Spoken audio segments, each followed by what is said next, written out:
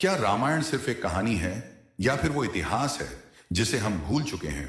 अगर रामायण सच नहीं है तो भारत और श्रीलंका के बीच समुद्र में बनी 48 किलोमीटर लंबी पत्थरों की श्रृंखला क्या है? आज हम आपको इस वीडियो में रामायण से जुड़े 5 ऐसे जिंदा सबूत के बारे में बताएंगे जिनके बारे में जानकर आप भी हो जाओगे हैरान, जिनके बारे में जानकर आपको भी यह यकीन हो जाएगा कि रामायण सच है और त्रेता युग में भगवान श्री राम सच में थे। तो चलिए जानते हैं रामायण काल के 5 जिंदा सबूत के बारे में। नंबर 1 पर है राम सेतु। लंका जाने से पहले श्री राम के सामने सबसे बड़ी बाधा थी अथाह समुद्र, चारों ओर जल और उसके पार रावण की लंका। श्री राम ने 3 दिन तक समुद्र देव से प्रार्थना की, लेकिन जब समुद्र शांत नहीं हुआ तब श्री राम ने धनुष उठाया और तभी समुद्र देव प्रकट हुए और बोले, हे प्रभु, मुझे क्षमा करें। अगर आप मेरे जल को सुखा देंगे तो इसमें रहने वाले जीव जंतु बेवजह ही मारे जाएंगे। हे दया निदान कृपा करें और लंका तक जाने के लिए नल नील से सेतु बनवाइए। नल और नील विश्वकर्मा के पुत्र थे। उन्हें यह वरदान था कि उनके हाथ से छोड़ा गया पत्थर पानी में नहीं डूबेगा। वानर सेना पत्थरों पर राम लिखती और उन्हें नल नील के द्वारा समुद्र में डाल देते। इसके बाद चमत्कार होता है और पत्थर तैरने लगते हैं, एक एक करके सेतु आकार लेने लगता है। अब सवाल यह उठता है कि क्या यह सब सिर्फ कल्पना है? तो आइए अब रामायण से बाहर निकलकर विज्ञान की दुनिया में चलते हैं। 2002 में नासा की सैटेलाइट इमेजरी में भारत के रामेश्वरम और श्रीलंका के मन्नार के बीच पत्थरों की एक सीधी श्रृंखला दिखाई दी। लंबाई लगभग 48 किलोमीटर और चौड़ाई 1.5 से 4 किलोमीटर, जिसे पश्चिमी दुनिया कहती है एडम ब्रिज और भारत कहता है राम सेतु। समुद्र के नीचे से जो पत्थर निकाले गए उनकी कार्बन डेटिंग की गई। रिपोर्ट कहती है इनकी उम्र 7000 साल से भी ज्यादा है। हिंदू धर्म ग्रंथों के अनुसार वाल्मीकि रामायण, स्कंद पुराण और रामचरितमानस तीनों में राम सेतु का उल्लेख है। इतिहास, आस्था और विज्ञान तीनों एक ही बिंदु पर आकर मिलते हैं। अगर राम सेतु सच है तो रामायण को मिथ्या कैसे कहा जा सकता है? और अगर रामायण सच है तो भगवान राम का अस्तित्व भी सच है। नंबर 2 पर है हनुमान जी के पद चिन्ह। रामायण में अगर किसी पात्र ने असंभव को संभव किया है तो वो हैं महावीर हनुमान। लेकिन क्या हनुमान जी सिर्फ ग्रंथों में हैं या आज भी उनके प्रमाण धरती पर मौजूद हैं? जब माता सीता का पता लगाना था तब समुद्र पार करने का कार्य हनुमान जी को सौंपा गया। जामवंत जी ने हनुमान जी को उनकी शक्ति याद दिलाई और उसी क्षण हनुमान जी का शरीर पर्वत के समान विशाल हो गया।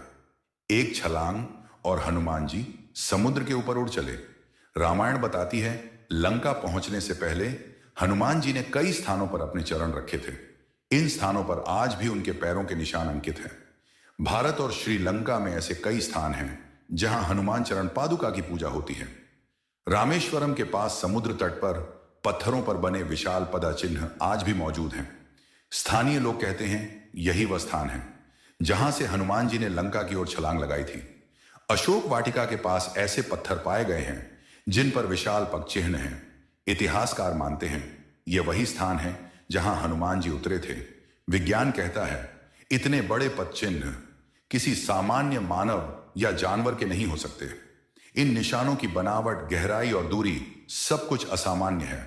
और सबसे हैरानी की बात यह है सभी निशान एक ही सीध में समुद्र पार करते हुए मिलते हैं। वाल्मीकि रामायण और सुंदरकांड में हनुमान जी के समुद्र लांघने का विस्तार से वर्णन है। तुलसीदास जी लिखते हैं लंघि लंका नगरी अति सुंदर, जहां कथा है वहां चिन्ह भी हैं। अगर हनुमान जी के पद चिन्ह आज भी मौजूद हैं तो क्या रामायण सिर्फ कल्पना हो सकती है? यह केवल आस्था नहीं, यह प्रमाण है। तीसरा है मां सीता के होने का प्रमाण। और उनकी रसोई रामायण में अगर सबसे ज्यादा त्याग, सहनशीलता और पवित्रता किसी ने दिखाई है तो वो है माता सीता। लेकिन क्या सीता माता सिर्फ ग्रंथों में है या उनकी जीवन यात्रा के चिन्ह आज भी मौजूद हैं? 14 वर्षों के वनवास में श्री राम, लक्ष्मण और सीता अनेक वनों में रहे। सीता माता सिर्फ रानी नहीं थी, वे एक गृहिणी भी थीं। वन में रहते हुए वे स्वयं भोजन बनाती, ऋषियों की सेवा करती और अतिथियों का स्वागत करती थीं। बिहार का सीतामढ़ी जिला माता सीता की जन्मभूमि माना जाता है। यही एक स्थान है जहां स्थानीय लोग कहते हैं यही वह जगह है जहां माता सीता वनवास के समय भोजन पकाती थी। इस स्थान को पीढ़ियों से सीता की रसोई कहा जाता है। पीढ़ी दर पीढ़ी यहां पूजा होती आ रही है। स्त्रियां यहां आकर गृहस्थ जीवन के लिए आशीर्वाद मांगती हैं। यह केवल स्थल नहीं, यह माता सीता की स्मृति है।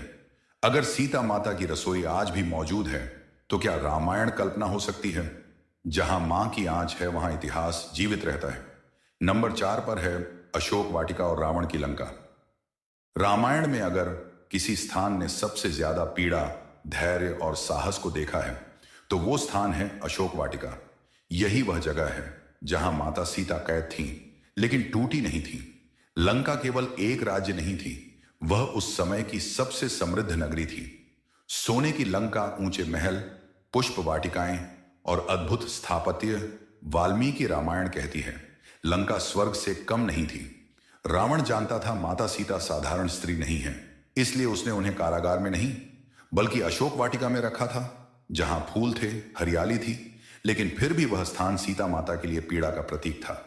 जब हनुमान जी लंका में प्रवेश करते हैं तब वह रावण की सेना, महल, नगर सब कुछ देखते हैं और अंततः वे पहुंचते हैं अशोक वाटिका। वहीं एक वृक्ष के नीचे वे देखते हैं माता सीता दुखी है लेकिन अडिग है। आज श्रीलंका के नुआरा एलिया क्षेत्र में एक स्थान है जिसे सीता एलिया कहा जाता है। यहां मौजूद है एक प्राचीन उद्यान जिसे स्थानीय लोग अशोक वाटिका मानते हैं। यहां की मिट्टी, पेड़ और वातावरण सब कुछ असामान्य है। यहीं बना है सीता अम्मन मंदिर।